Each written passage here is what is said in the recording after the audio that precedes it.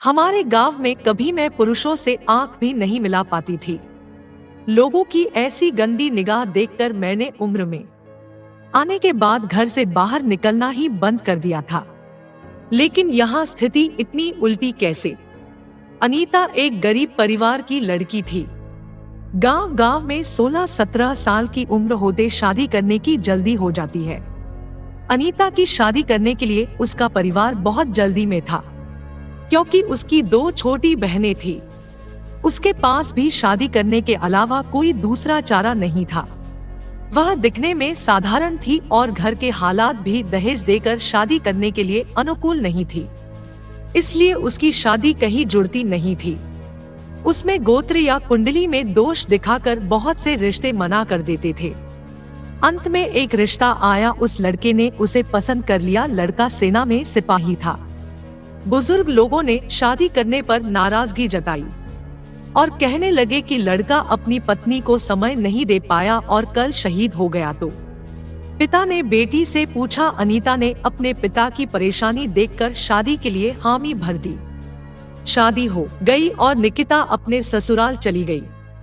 फिर कुछ दिन बाद पति ड्यूटी पर चला गया। निकिता अकेले रह गई और सोचने लगी कि घर बैठे बैठे क्या करना चाहिए। उसने अपनी सास से पूछने के बाद ही वह पहली बार घर की सीढ़ियां से नीचे उतरी। यह गांव बहुत बड़ा था, वहां उसे कोई नहीं पहचान सका। वह एक बड़ी दुकान के सामने चल रही थी। तभी एक दुकानदार ने आवाज लगाई और कहने लगा कि भाभी कोई सामान चाहिए क्या? और उसने दूर से ही नहीं कहा।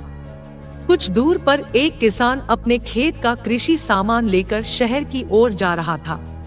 उसके सामने निकिता को सलाम किया और पूछने लगा, भाभी आज यहाँ कहाँ? इस पर निकिता ने उससे कहा, आपको क्या करना है?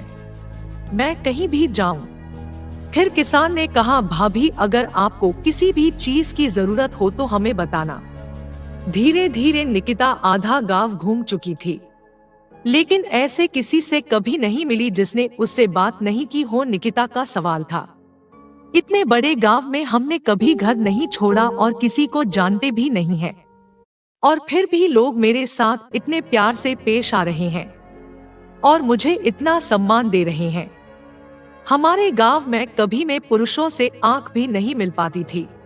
लोगों की ऐसी गंदी निगाह देखकर मैंने उम्र में आने के बाद घर से बाहर निकलना ही बंद कर दिया था। लेकिन यहाँ स्थिति इतनी उल्टी कैसे? घर जाकर उसने अपनी सास से पूछा।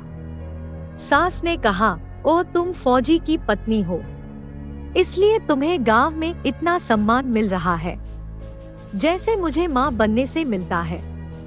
यह सुनकर निकिता के आंखों में खुशी के आंसू आ गए। उसका सीन गर्व से फूल गया। वह खुश थी कि उसने एक फौजी पति सुना है। आपको यह कहानी कैसी लगी हमें कमेंट करके जरूर बताना। अगर पसंद आई हो तो लाइक शेयर करना ना भूले। चैनल पर पहली बार आए हैं तो चैनल को सब्सक्राइब जरूर करें। दोस्तों वीडियो को पूरा देखने के लिए आपका बहुत बहुत धन्यवाद।